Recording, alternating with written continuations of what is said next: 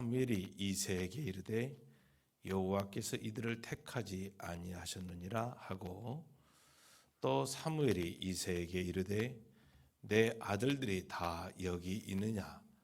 이새가 이르되 아직 막내가 남았는데 그는 양을 지키나이다. 사무엘이 이새에게 이르되 사람을 보내어 그를 데려오라.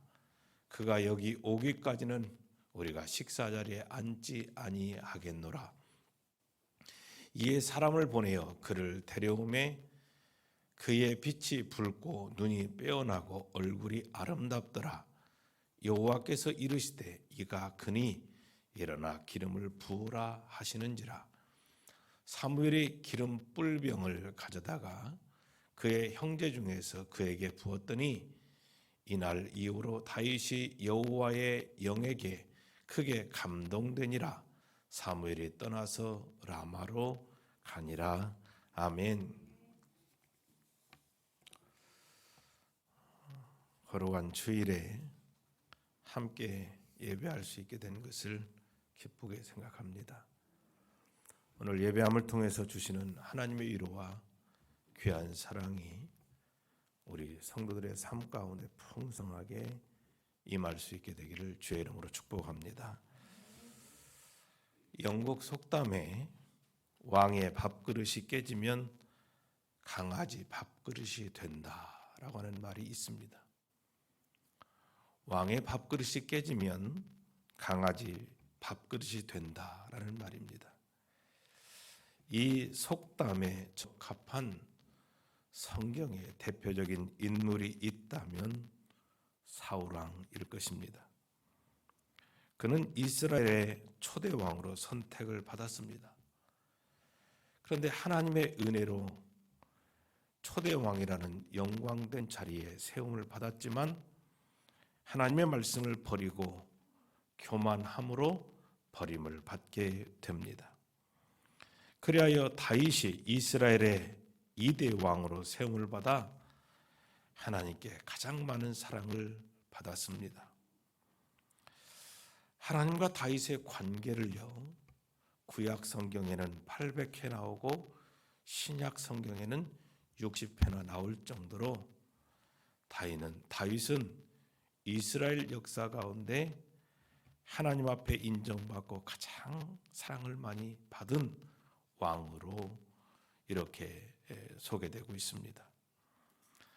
그만큼 하나님과 다윗의 관계가 너무나 아름다웠던 것을 보게 됩니다. 사도행전 13장 22절에서 보면 내가 이새의 아들 다윗을 만나니 내 마음에 맞는 사람이라 내 뜻을 다 이루리라 라고 말씀하고 있습니다. 내 마음에 맞는 사람이라 내 뜻을 다 이루리라 라고 말했습니다. 본문 하나님께서 다윗을 왕으로 선택하는 과정에 대한 내용입니다. 하나님은 사울왕이 타락하여 뒤를 이어서 왕이 될 사람을 세우고자 하였습니다. 이스라엘에게는요, 왕을 세우게 될 때에 기름을 부어서 세웠습니다. 하나님께서는 사무엘 선지자를 통하여 다윗에게 기름을 부었습니다. 그래서 그는 하나님 앞에 존귀하게 쓰임받는 왕이 되게 됩니다.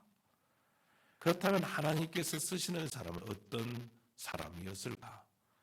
먼저 약한 자를 쓰시는 것을 볼 수가 있습니다. 본문 12절에 보니까 이에 사람을 보내어 그를 데려오매 그의 빛이 붉고 눈이 빼어나고 얼굴이 아름답더라. 여호와께서 이르시되 이가 그니 일어나 기름을 부으라 하는지라 그랬습니다. 사무엘 선지자는 하나님께서 선택하신 사람에게 기름을 붓기 위하여 베들레헴에 사는 이새의 집으로 갑니다.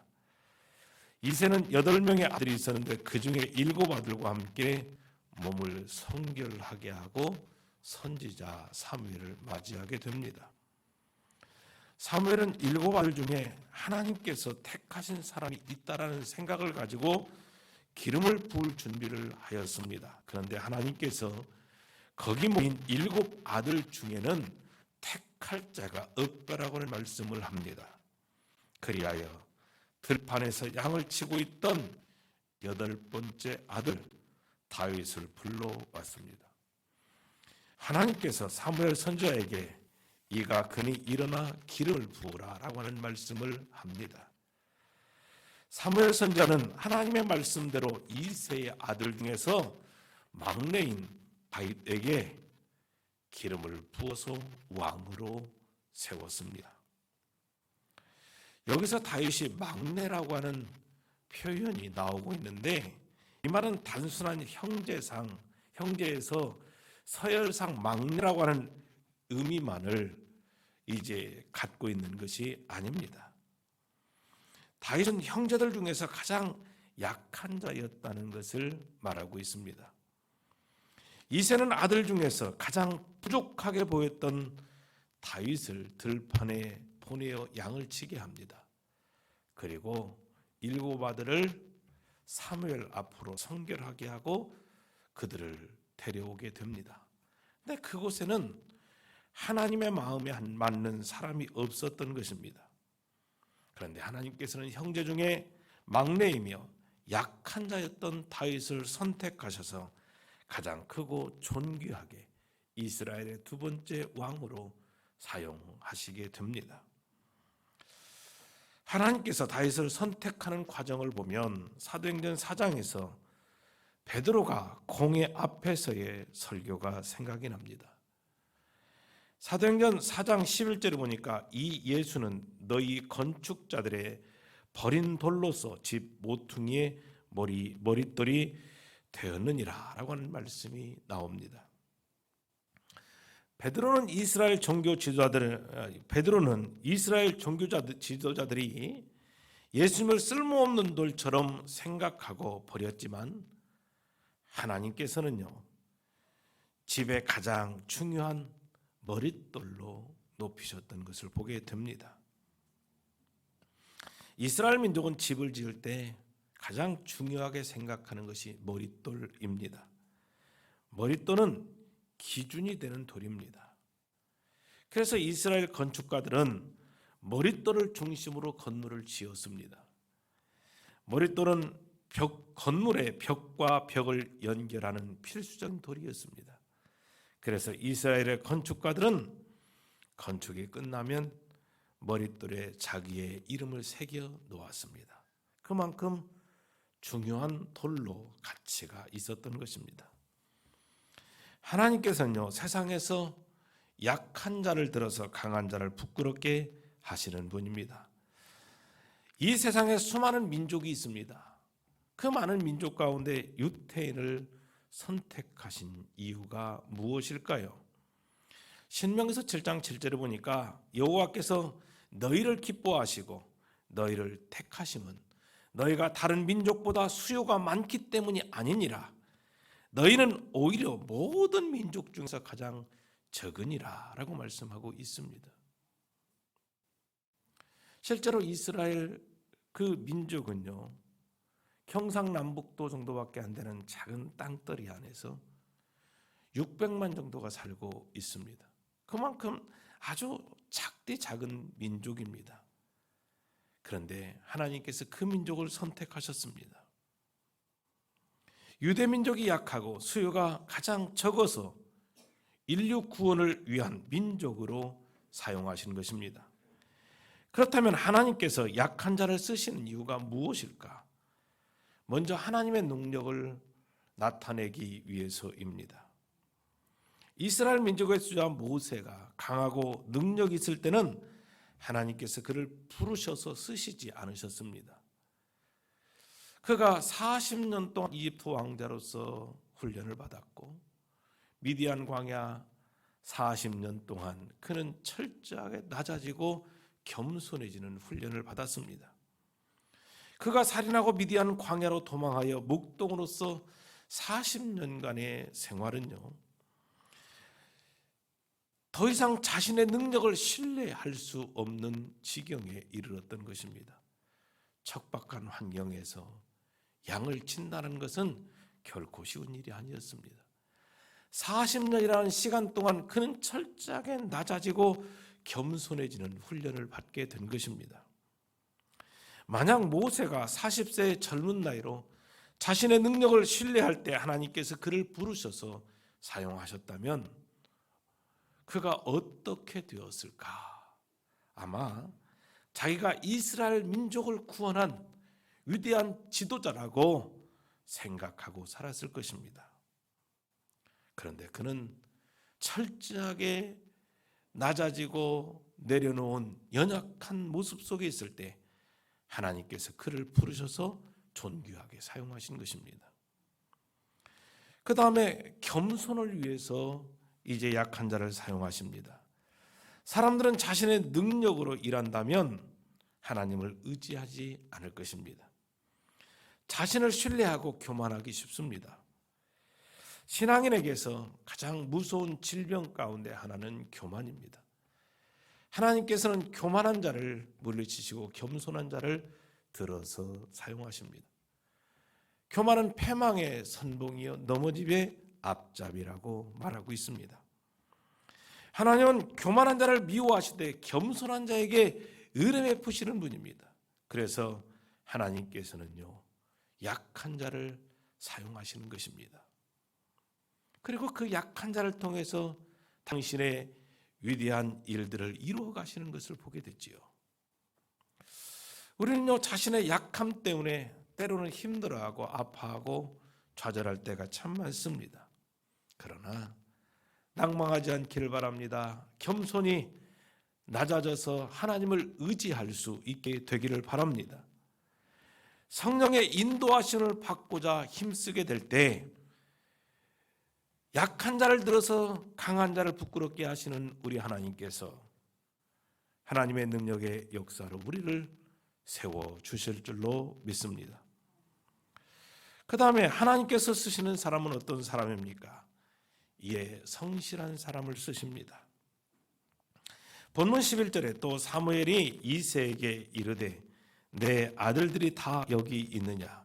이새가 이르되 아직 막내가 남았는데 그는 양을 지키나이다 라고 말합니다. 여기서 우리가 주목할 것은 그는 양을 지키나이다 라고 하는 말입니다. 다윗은 사무엘 선지자가 자기 집에 온다는 소식을 들었지만 양을 지키라는 아버지의 말씀에 그는 성실하게 자기에게 맡겨진 일에 최선을 다했습니다. 어찌 보면 맡은 일에 충성을 다하는 성실함의 모습이 다윗이 가지고 있었던 이제 행동이었던 것입니다. 성경에 하나님께서 쓰시는 사람은요 언제나 맡은 일에 성실한 사람들이었습니다. 요셉은 힘든 종살이에도 성실하게 주인에게 인정을 받아 가정 총무가 되었습니다. 주인은 요셉에게 모든 재산까지 맡길 정도로 정직한 사람이었습니다. 요셉이 감옥에 갇혔을 때 간수는 감옥 총무를 이제 맡게 됩니다. 요셉은 옥중에서 모험수로 일하고 있을 때 왕의 부름을 받아 존귀하게 쓰임받게 되었던 것을 보게 됩니다. 사무엘은 성전에서 맡은 일에 성실하게 감당할 때 하나님께서 불러서 사용하셨습니다. 엘리사는 밭을 갈고 있을 때 하나님의 부르심을 받았습니다. 베드로는 바다에서 그물을 고치고 있을 때 하나님께서 그를 부르셔서 제자로 사용하셨습니다. 모세는 미디안 광야에서 장인 이드로의 양을 치다가 하나님의 부르심을 받게 됩니다. 베들레헴 목자들은 밖에서 자기 양떼를 치고 있다가 천사의 음성을 듣고 아기 예수께 경배를 하였습니다. 오늘날도 하나님께서는요 맡은 일에 최선을 다한 사람을 사용하신다는 것을 잊어서는 아니 될 줄로 믿습니다. 약한 사람, 무식한 사람, 무능한 사람, 가난한 사람, 죄 많은 사람도 성실할 때 사용하시는 것을 보게 됩니다. 그러나 책임감이 없는 사람, 성실하지 못한 사람, 게으른 사람을 우리 하나님께서는 결코 들어서 사용하지 않습니다. 달란트에 비유해서 맡겨진 달란트에 최선을 다한 사람은 주인의 즐거움에 참여하는 영광을 누리게 됩니다. 하지만 맡겨진 달란트에 충실하지 못한 한 달란트 받은 사람은 악하고 게으른 종이라고 하는 책망을 받았고 바깥 어두운 곳으로 쫓겨나게 되는 치욕적인 이제 모습을 겪게 됩니다. 이처럼 그리스도인들의 신령한 생활은 하나님과 교제하며 하나님의 은혜 속에 기뻐하며 맡겨진 일에 최선을 다하며 성실한 사람인 것을 기억해야 할 줄로 믿습니다. 유명한 성공학자 지글러는 인생의 고도를 결정하는 것은 그의 재능이 아니라 그의 삶의 태도이다라는 말을 했습니다. 사람의 가치는요, 많은 재능이 보여주는 것이 아니라 삶의 자세에 있다라는 것을 우리에게 일깨워주고 있는 말입니다. 그래서 많은 재능을 가진 것보다 내게 맡겨진 일에 얼마나 최선을 다하고 성실하느냐라고 하는 것에 따라서 그 사람의 가치가 새롭게 평가될 수 있다는 말입니다. 우리 그리스도인들에게 중요한 삶의 자세는 성실함입니다. 하나님께서는요, 성실한 사람을 들어서 존귀하게 쓰신다는 것을 우리는 결코 잊어서는 아니 될 줄로 믿습니다. 그래서 우리가 세상 안에서 맡겨진 일, 그리고 하나님 앞에서 부여받은 사명, 성실하게 잘 감당하게 될 때 우리 하나님께서 우리를 연약하지만 강한 자로, 부족하지만 능력 있는 자로, 참 보잘것없는 인생이지만 가치 있는 인생으로 우리를 세워주실 줄로 믿습니다. 또한 하나님 중심에 맞는 사람을 우리 하나님께서는 쓰십니다. 본문 7절에 보니까 그의 용모와 키를 보지 말라. 내가 이미 그를 버렸노라. 내가 보는 것은 사람과 같지 아니하니 사람은 용모를 보거니와 여호와는 중심을 보느니라. 할렐루야. 사람마다 보는 관점이 다 다릅니다.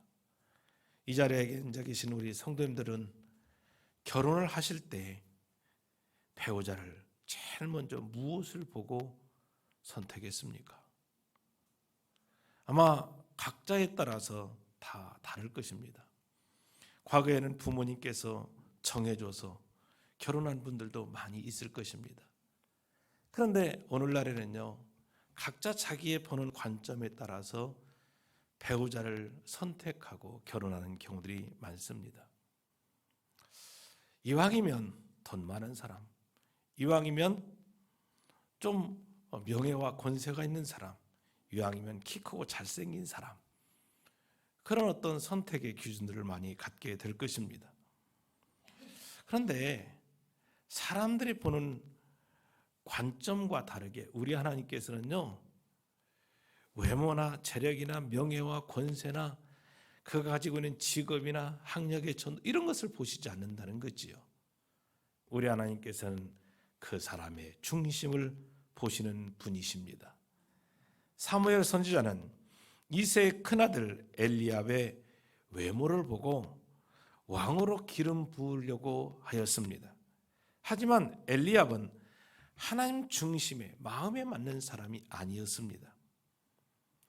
하나님께서 다윗을 선택하신 것은 그의 마음에 맞았기 때문인 것입니다. 베드로전서 3장 3절로 4절에 보니까 너희의 단장은 머리를 꾸미고 금을 차고 아름다운 옷을 입는 외모로 하지 말고 오직 마음에 숨은 사람을 온유하고 안정한 심령에 썩지 아니할 것으로 하라. 이는 하나님 앞에 값진 것이니라 라고 말씀하고 있습니다. 세상의 사람들은요, 외모 중심주의로 판단하고 평가하지만 하나님께서는요, 그 마음의 중심을 보신다는 것입니다. 여기서 하나님께서 보시는 중심은 무엇일까요? 한마디로 표현하면 믿음인 것입니다. 할렐루야. 우리 하나님께서 보시는 것은요, 믿음이 있느냐 없느냐 그것을 보고 평가하신다는 것입니다. 그래서 믿음 없는 자를 사용하시지 않고 믿음 있는 자를 들어서 존귀하게 사용하시는 것입니다. 가인과 아벨의 제사를 여러분 잘 아실 것입니다.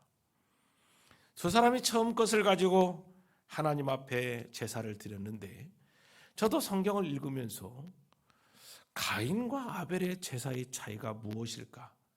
처음에는 잘 이해하지 못했습니다.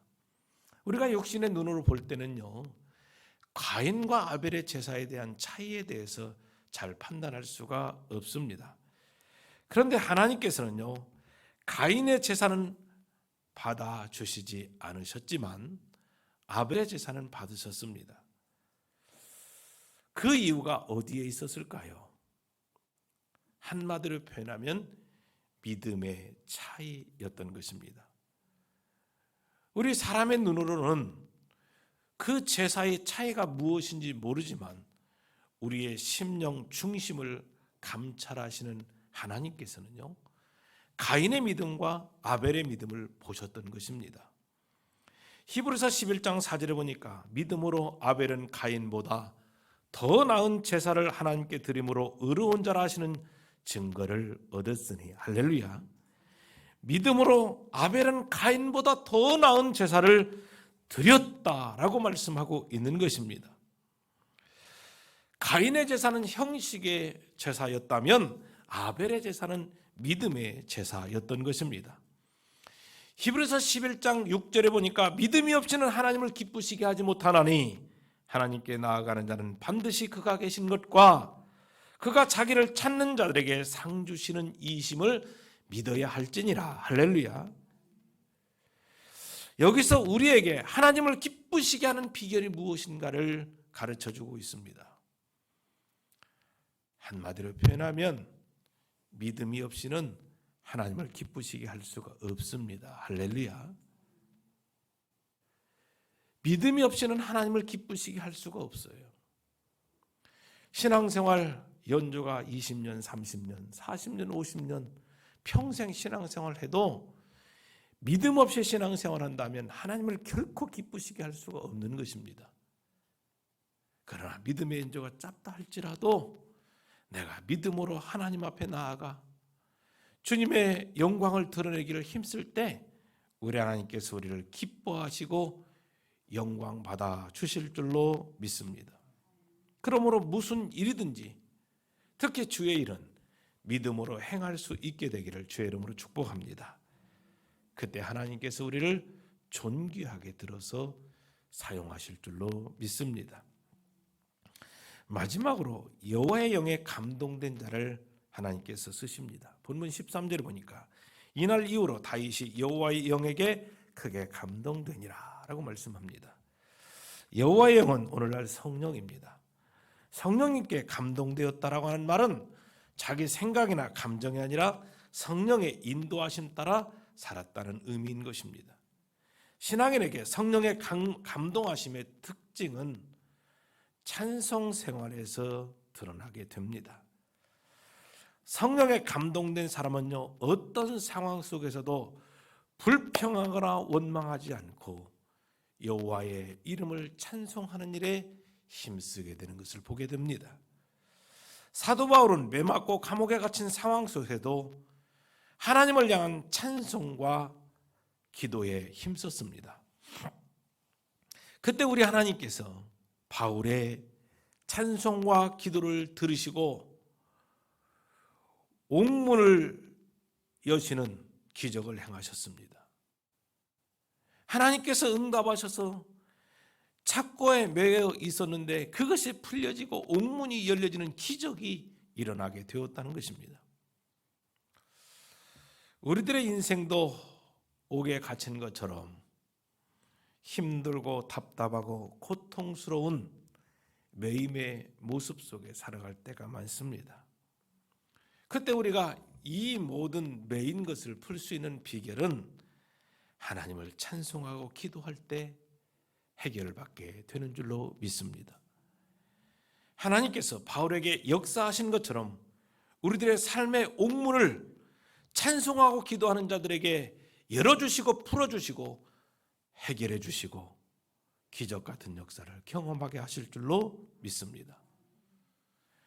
다윗은 성령 충만하여 찬송하였습니다. 시편 119편 164절에 보니까 내가 하루 7번씩 주를 찬양하나이다 라고 고백하였습니다. 할렐루야. 내가 하루 7번씩 주를 찬송했다라는 거죠. 여러분, 지나온 시간들을 되돌아볼 수 있기를 바랍니다. 먼 시간 되돌아보지 말고 한 주간을 한번 되돌아보면서 여러분들의 입술 속에 얼마만큼 찬송의 삶을 살았는지, 여러분들의 입술 속에 하나님을 향한 고백이 얼마나 많았는지 한번 되돌아볼 수 있기를 바랍니다. 오늘 내 입술에서 찬송이 메말랐고 기도의 삶이 게을러졌다면 다시 회복하는 은혜가 있기를 주의 이름으로 축원함을 드립니다. 실제로 사울에게 악령이 역사할 때 다윗이 사울왕 앞에서 수금을 타면서 노래하였습니다. 그때 사울에게 역사했던 악령이 떠나고 질병이 치유되게 되었습니다.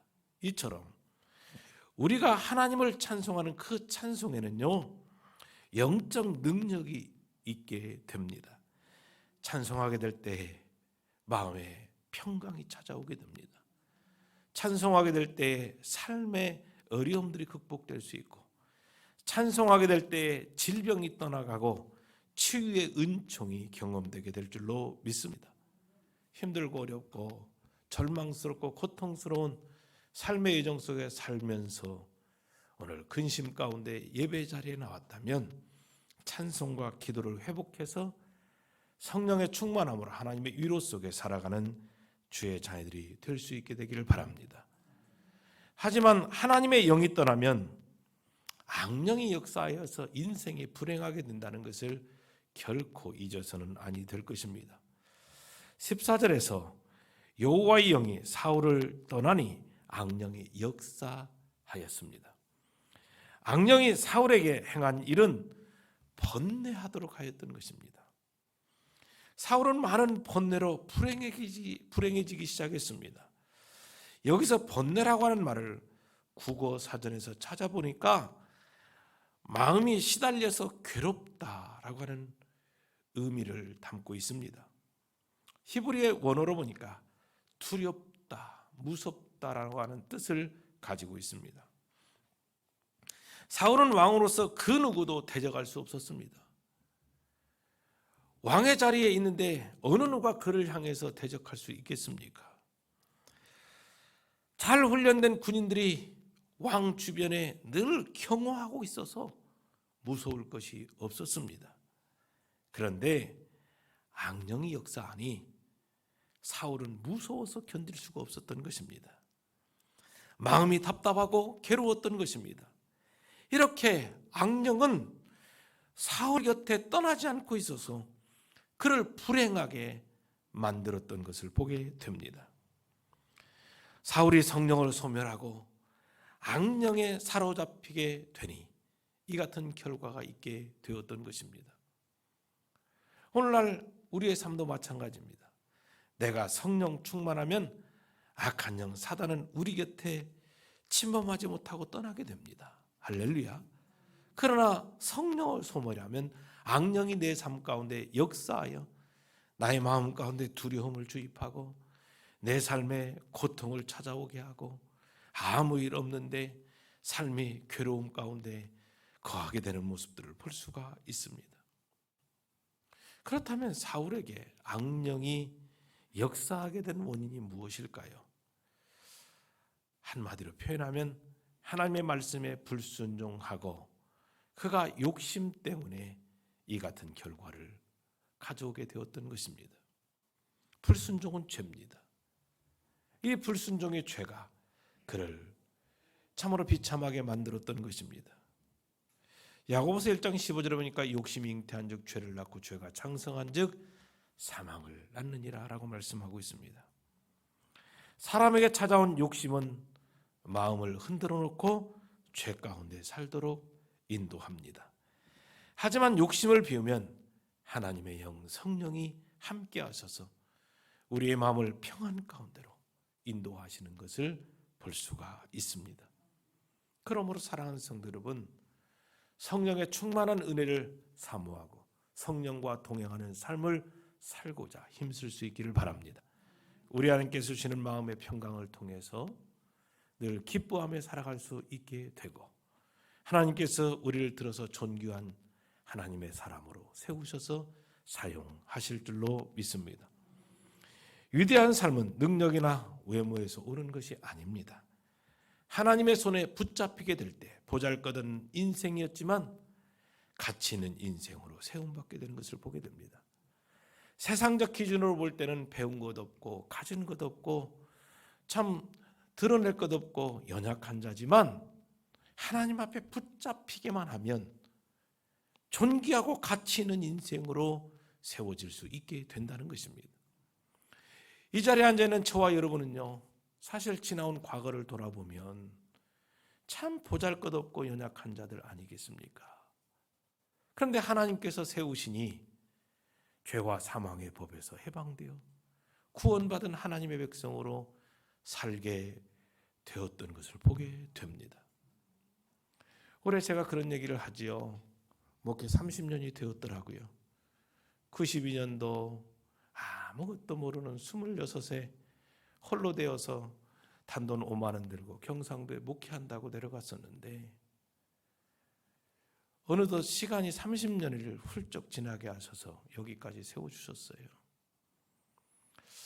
그때 몇 년 목회할 수 있을까? 참 이런 염려와 걱정 속에서 홀로 내려가고 이듬해 결혼해서 아이들 낳고 이렇게 살게 되었는데, 지나온 시간들을 가만히 되돌아보면 참 하나님의 은혜가 아니었으면, 또 하나님께서 들어서 쓰시지 않으셨으면 여기까지 설 수 없겠다라는 생각을 해보게 됩니다. 참 보잘것없는 자를 들어서 세워서 붙들고 계시니 주의종으로 쓰임받게 된 것이지요. 이제 남은 시간 얼마가 될지 모르지만 하나님 마음에 맞는 사람이 되어서 더 존귀한 자로 쓰임받아야 되겠다라는 생각을 해보게 됩니다.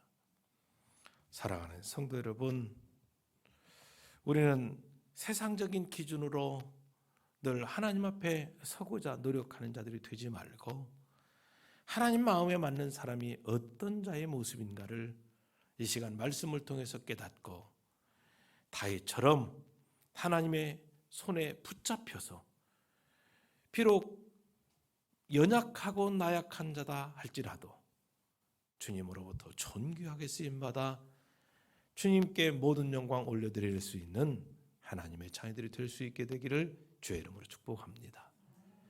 걸어가신 하나님 감사합니다. 약한 자를 들어서 강한 자를 부끄럽게 하시는 하나님의 놀라우신 손길 아래 저희들 붙잡혀 쓰임받기를 원하나이다. 다윗이 참 연약하였지만 하나님 앞에 쓰임받게 될 때 이스라엘 역사에서 가장 존귀하고 존경받는 왕으로 세움받아 쓰임받게 된 것을 보게 됩니다. 오늘 우리가 세상적인 기준으로 볼 때는 참 보잘것없는 연약한 자의 모습이라 할지라도 하나님 마음에 합당하기만 하면 아름답고 존귀하게 쓰임받을 수 있게 되는 것을 보게 되니, 주여 주님의 마음에 맞는 자가 되도록 하나님 말씀 앞에 귀 기울이고 주님의 이름을 높여드리는 일에 앞장서는 주의 거룩한 자녀들이 되도록 은혜 내려 주시옵소서. 저들을 통해서 하나님의 나라가 더욱더 확장되고 저들을 통해서 이 땅에 참으로 주님의 놀라운 복음의 역사를 이룰 수 있는 많은 일꾼들이 교회에서 일어나고 세워질 수 있도록 축복해 주시옵소서. 예수 그리스도 이름으로 기도 올리옵나이다. 아멘.